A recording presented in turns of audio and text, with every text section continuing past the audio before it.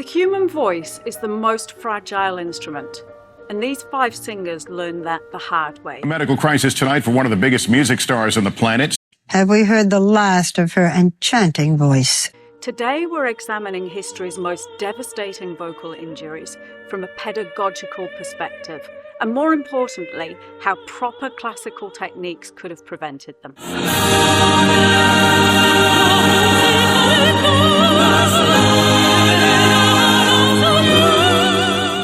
This is my top 5 worst vocal injuries in music history and a classical singer's guide on how to prevent them. Number 5, Sam Smith.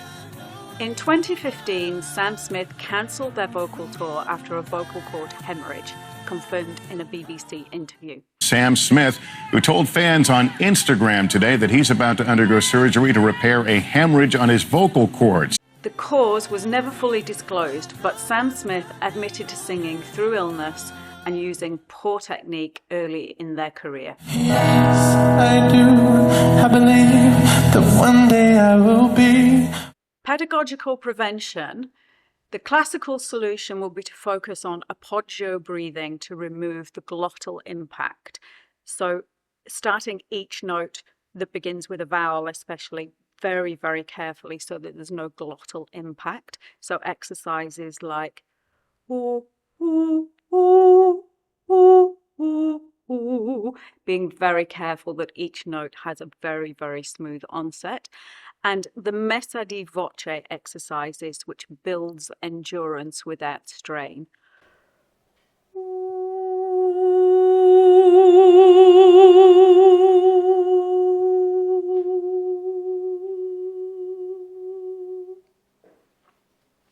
Number 4, Adele.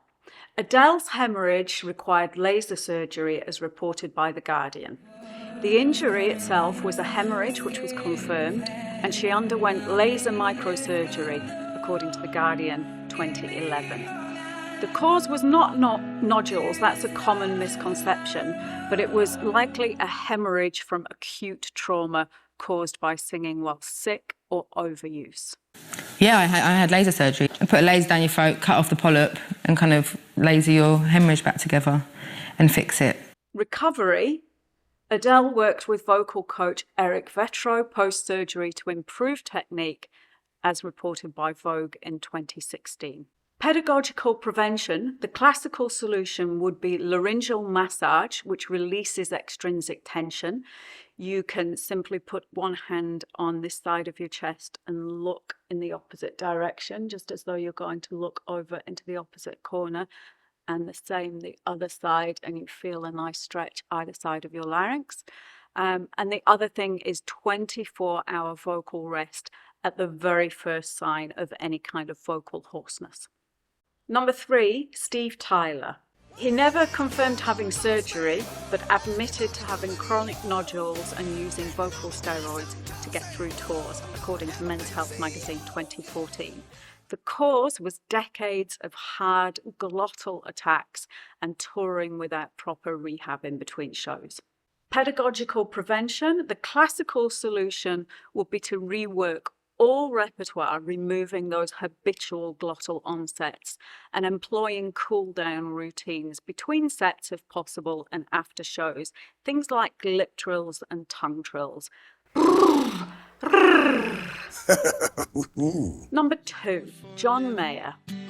His injury was a granuloma caused by acid reflux, as confirmed by Rolling Stone magazine. You had polyps, right? No, it was a thing called a granuloma. Very simple in terms of what the problem was, but so difficult to get rid of because of where it was in the vocal cords. So.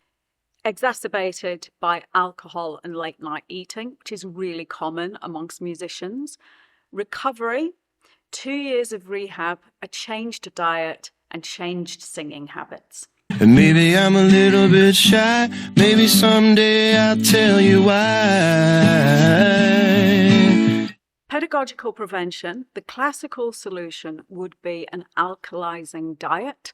So maybe getting rid of dairy and cheese and things that are mucus forming and keeping the body alkaline. And 3-hour fasting before performances is also a really good idea for keeping the vocal cords healthy. And finally, number 1, our beloved Julie Andrews. Do, re, mi, fa, sol, la, ti. Her vocal injury was a surgery which was to remove benign nodules, but it resulted in irreversible scarring, according to the Telegraph in 2019. So I went in for a routine procedure that I was told would not be threatening to my vocal cords. And since then, as you know, and as everybody's been talking about, I've just been unable to sing. Julie Andrews didn't have a vocal hemorrhage, but a botched surgery damaged the mucosal layer of the vocal cords. Pedagogical prevention, the classical solution, would be, if you have to have vocal surgery, do lots of semi-occluded vocal exercises before you go into surgery. So straw work, bobbling with a straw, sirens, anything like that. And then always get a second opinion before any vocal procedure. In conclusion, it's really important to realize that your vocal folds have no pain receptors. So you won't feel pain even though you're potentially doing damage. So by the time you notice hoarseness, it's already too late. So the way to prevent any vocal damage is to monitor at all times. You can do lots of SOVT exercises, which keep your vocal mechanism healthy, and therefore getting warmed up and getting going, but also warming down. Warming down is a really important part of vocal health. Hydration is super important, and it's not just glugging the water before you start singing. It's about keeping your body and your vocal mechanism in a constant state of good hydration. Lifestyle, I can't emphasize enough how important diet is in terms of singing.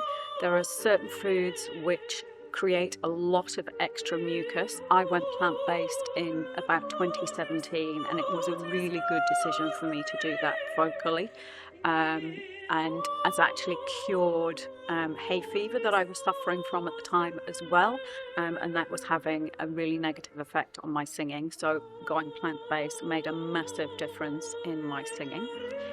Resting is also really important. Between heavy singing sessions, you should ideally be resting for 24 to 48 hours. And training with those bel canto exercises using a really, really good classical technique is the best thing you can do to prevent injury and to rehab after injury. Thanks for watching today. Please like and subscribe and consider joining as a member. Also check out the YouTube channel, because there are a ton of free resources there to help you with your vocal health and rehab and injury prevention.